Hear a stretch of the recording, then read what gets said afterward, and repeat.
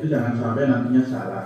Nah, yang terakhir kesimpulannya adalah bahwa internet ini adalah anugerah Bapak Ibu hadirin semuanya ya. Tetapi apa?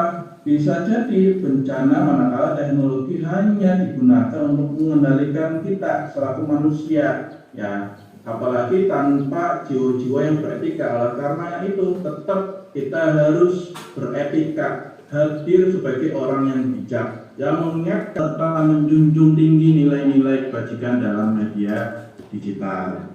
Nah, selanjutnya mari kita rayakan teknologi ini, kita hormati ilmu pengetahuan, kita dukung semua bentuk kemajuan, tetapi kita juga semuanya harus demi mengangkat derajat manusia.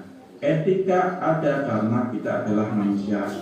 Itu demikian. Next selanjutnya pemaparan dari saya. Mari kita menggunakan internet itu dengan bijak. Kalau dulu mulutmu adalah harimaumu, sekarang adalah jarimu harimaumu. Bagaimana kita menggunakan internet dengan bijak. Terima kasih Bapak, saya ucapkan atas ilmunya yang luar biasa. Ya, terima kasih. Ya, oke Bapak. Baik, Bapak, Ibu guru dan anak-anak hebat, kita lanjutkan materi yang kedua, yaitu literasi digital sebagai landasan moral pelajar dalam era digitalisasi, yang akan dipaparkan oleh Bapak Dr. Anton Susanto, SE MTI. Beliau ini adalah Kepala BPSEMP Kominfo Yogyakarta, Kementerian Kominfo Republik Indonesia. Kami sapa dulu. Maaf, bukan materi sih, kita sharing aja. Oh, iya, siap. Nanti kasihan adik-adik. Jadi kita coba ini sharing saja terkait digitalisasi budaya dan tantangan kreativitas ini ya. Ini apalagi adik-adik kelas 5 dan 6 ya, jadi menarik ini ya, segmen literasi digital kita ini kok di bawah gitu ya dengan usia dini. Artinya memang tantangan perkembangan teknologi digital ini sangat punya pengaruh, sangat punya adopsi yang cukup besar ya di anak-anak level usia SD ya. Oke, mungkin bisa dilihat di slide berikutnya. Kami sampaikan ya bahwa dulu kita bicaranya masyarakat informasi ya. Artinya semua informasi gampang diakses, mudah diakses, kemudian bahkan overload ya informasi, sehingga yang terjadi adalah harusnya masyarakat itu menjadi tahu, menjadi banyak tahu dan menjadi cerdas, tetapi kemudian ada hal-hal yang justru malah kalau kita bicara teorinya ini ada istilah post-truth ya, jadi era setelah kebenaran. Jadi ketika semua informasi apa yang terposting, apa yang dilihat di suara saya nggak kedengeran ya katanya.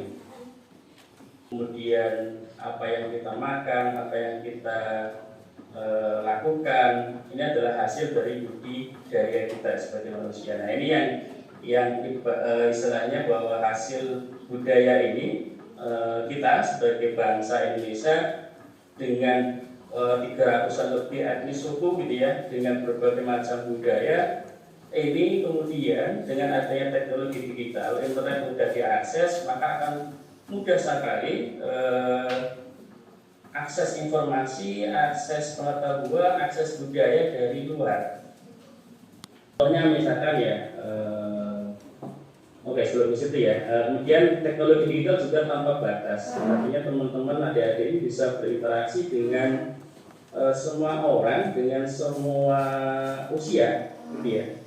Jadi ini risiko yang cukup tinggi kalau kita bicara berinteraksi dengan satu umuran, mungkin kita tidak menjadi khawatir. Tapi ketika seorang anak SD bisa berinteraksi dengan mereka yang sudah dewasa, konteks komunikasi dan konten komunikasinya pasti kita juga harus hati-hati gitu ya, karena terkadang pengetahuan yang ada yang tidak seharusnya sampai ke adik-adik ini kemudian masuk gitu ya dan dipahami sebagai sebuah kebenaran.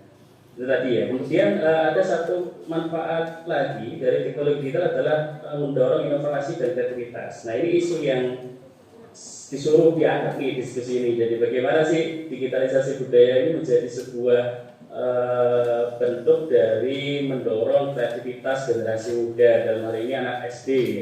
Kita akan lihat contohnya. Monggo next.